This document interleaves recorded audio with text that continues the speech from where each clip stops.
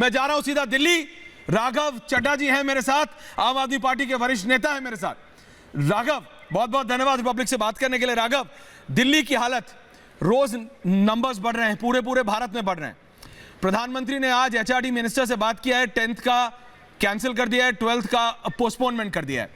राघव, दिल्ली में health facilities कैसी है? मैं देख रहा हूं आपने मास्क भी लगाया हुआ है नीचे, लेकिन मैंने भी अभी स्टूडियो में आने से पहले उतारा है, कल एक ऐसा आया कि डबल मास्क लगाना पड़ेगा। आपको लगता है कि और ज्यादा प्रचार की जरूरत है, लोगों को और ज्यादा बताने की जरूरत है कि क्या करना है इस सेकेंड वेव के लिए? राघव चड्ढा जी, देखिए 3-4 चीजें हैं। पहली चीज तो यह है कि दिल्ली ने पिछली बार जब कोविड रूपी राक्षस ने अपना सर उठाया था और उसका प्रकोप देश की राजधानी में और पूरे देश में छाया था, तब दिल्ली सरकार ने, केजरीवाल सरकार ने एक नया मॉडल कोविड की लड़ाई के लिए इजाद किया था, जिसे लागू किया था, जिसकी तारीफ दुनिया भर में, देश भर में हुई और बड़ी सक्सेसफुली सरकार ने और लोगों ने मिलकर कोविड की लड़ाई लड़ी और कोविड की जिस गति पे वो बढ़ रहा था उसे कम किया और लोगों को ठीक किया। ये एको हो रहा है, प्लीज अगर एको ठीक करा दी। मैं आपको ये बताना चाहूंगा कि उसके बाद अब एक 4th वेव जो दिल्ली के अंदर कोविड की आई है, ये बहुत कंटेजियस है, यानी कि ये ज्यादा रेट पे फैल रही है। इतनी फास्ट पुरानी वेव्स में कोरोना वायरस नहीं फैल रहा था जितनी ये वेव फैल रही है, लेकिन उससे लड़ने के लिए 3-4 चीजें हैं। जहां तक हेल्थ केयर फैसिलिटीज की बात है, पर्याप्त मात्रा में आईसीयू बेड, वेंटिलेटर और बेड कैपेसिटी और पूरा health care infrastructure Arvind Kejriwal ji की सरकार ने दिल्ली में मुहैया कराया हुआ है। प्राइवेट भी है, सरकारी भी है और अभी भी दिल्ली के अंदर कई हजार बेड वेकेंट है। तो घबराने की in terms of health care infrastructure कोई भी आवश्यकता किसी को नहीं है। जहां तक लोगों की बात करी आपने अवेयरनेस की बात करी, बहुत जरूरी चीज आपने हाईलाइट करने का प्रयास किया। उस पर मैं आपको बताना चाहूंगा कि हाँ, जो लोगों के अंदर और एक बड़े तबके में समाज के कहीं ना कहीं एक लापरवाही आई है, जिसे अंग्रेजी में हम कह रहे हैं कि कोविड फटीग है, यानी कि इस महामारी से थक गए हैं लोग। 1 साल हो गया घर पे बैठे, अपना काम धंधा ठीक से नहीं चल रहा, स्कूल कॉलेज ठीक से नहीं चल रहा, मास्क पहन के घूमना पड़ रहा है।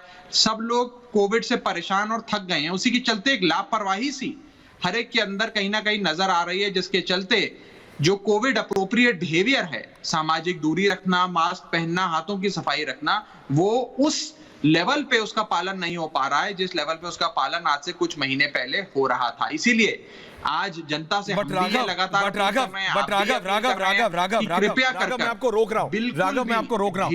एक कॉमन राघव, मेरा सिर्फ एक आपसे सवाल है। आप आम आदमी पार्टी के हैं, मेरे साथ कांग्रेस के अभी पंजाब के कैबिनेट मिनिस्टर थे, उससे पहले बीजेपी के कैलाश विजयवर्गीय थे, उससे पहले अनिल जैन थे। एक चीज कॉमन बताऊं क्या है? सारे के सारे पॉलिटिशियंस राघव, और ये सिर्फ आम आदमी पार्टी के लिए, सबके लिए, बीजेपी, कांग्रेस, आप, एसपी, बीएसपी, सब जनता पे डाल देते हैं कि जनता is not following the process.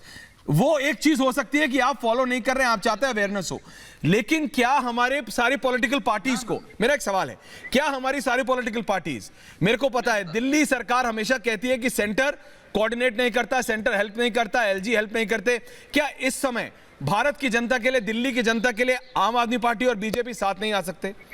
Can't the chief minister and the LG sit together and से कि भाई हमारे बच्चों के लिए ये चाहिए, हमारे युवाओं के लिए ये चाहिए, हमारे बुजुर्गों के लिए चाहिए, करो ये लाके। जी राघव, जो भी व्यक्ति, जो भी पत्रकार या जो भी व्यक्ति दिल्ली की एडमिनिस्ट्रेशन को बहुत करीब से देख रहा है और पिछले 1 साल में खास तौर पे देखा है, तो उसने देखा है कि अरविंद केजरीवाल जी ने लगातार केंद्र सरकार के साथ मिलकर, कंधे से कंधा मिलाकर इस कोविड-19 की लड़ाई को लड़ा। इसमें कई सारी दिक्कतें हमें उनके साथ आई, कई सारे हमारे ऐसे निर्णय थे जिसपे उन्होंने अपनी मुहर नहीं लगाई या हमारे साथ कोऑपरेट नहीं करा, लेकिन हमने उसे एडमिनिस्ट्रेटिव या पॉलिटिकल इशू नहीं बनाया, हमने उसे अपने तक रखा। हमने कहा ये सारे जो राजनीतिक विरोध हैं, जो राजनीतिक हमारे आपस में फर्क हैं, डिफरेंसेस हैं, उन्हें हम आराम से बाद में निपटाएंगे, पहले साथ मिलकर काम करते हैं। लेकिन कुछ इश्यूज ऐसे होते हैं जहां पे हमें सरकार के सामने झोली फैलानी पड़ती है और दिल्ली वालों के स्वास्थ्य की रक्षा करने के लिए उनका बेटा, उनका बड़ा भाई अरविंद केजरीवाल वो झोली फैलाएगा। मैं आपको एक एग्जांपल देना चाहता हूं। हमें ये कहा गया था ऐश्वर्या जी कि जब तक दवाई नहीं तब तक ढिलाई नहीं। अब दवाई तो आ गई इस देश में, वैक्सीन जो लाइफ सेविंग ड्रग है वो तो आ गई। अब आज अगर वैक्सीन पर्याप्त मात्रा में देश की राजधानी में और देश के कई राज्यों में उपलब्ध नहीं कराई जाएगी, और इतनी वैक्सीन हिंदुस्तानियों को नहीं लगी जितनी वैक्सीन अफ्रीका, अमेरिका और न जाने कौन कौन से देशों को भेज दी गई। अगर ये सवाल हम उठाते हैं तो इसे राजनीतिक रूप से ना देखें। हम तो ये कह रहे हैं कि हिंदुस्तान के लोगों को वैक्सीन लगाना ज्यादा जरूरी है। नाइजीरिया, युगांडा, केनिया के लोगों को वैक्सीन बाद में लगा लेगी भारत सरकार, लेकिन भारत सरकार का पहला दायित्व देश की जनता के प्रति बनता है जिसने सरकार को चुना है। इसीलिए अरविंद केजरीवाल जी ने कहा कि मैं 3 महीने के अंदर पूरी दिल्ली को वैक्सीनेट कर दूंगा, टीकाकरण कर दूंगा, अगर मोदी सरकार मुझे पर्याप्त मात्रा में वैक्सीन दे दे और वैक्सीन लगाने की छूट। तो हेल्थ मिनिस्टर तो कह रहे हैं राघव चड्ढा की कमी नहीं है वैक्सीन के process. Raghav Chadha health minister कह रहे हैं कि कमी नहीं है उनके पास। हेल्थ मिनिस्टर कह रहे हैं कमी नहीं है, आपको जितनी चाहिए लीजिए, बस वेस्ट मत करिए। उड़ीसा लीजिए आप। उड़ीसा के पास 1 दिन का स्टॉक है, महाराष्ट्र के पास 2 दिन का स्टॉक है जहां 700 वैक्सीनेशन सेंटर बंद हो गए हैं।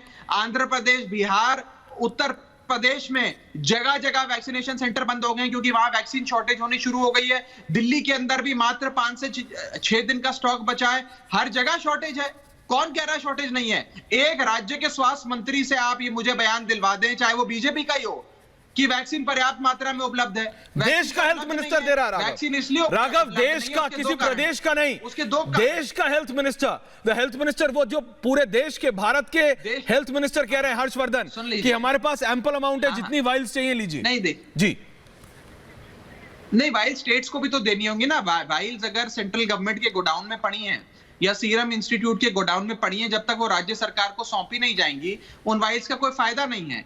और केंद्र सरकार तो अक्सर ऐसे बयान देती है और उनके इन बयान का अच्छी बात है, स्वागत होना चाहिए, लेकिन रियलिटी जो है, जो वास्तविकता है, वो राज्य सरकारों को पता है। आज आप अपना फोन उठाकर देख लीजिए, गूगल कर देख लीजिए, हर राज्य के पास औसतन 2 से 5 दिन का वैक्सीन का स्टॉक बचा। और मैं एक चीज आपको और बता दूं, हिंदुस्तान की सरकार ने अंतरराष्ट्रीय मंच पर वाहवाही लूटने के लिए या जो भी कारण रहा उसके चलते 650 लाख, ध्यान से सुनिए, 650 लाख वैक्सीन की डोज एक्सपोर्ट कर दी अन्य राज्यों को, अन्य देशों को, और हिंदुस्तान के राज्यों को उतनी वैक्सीन नहीं मिली।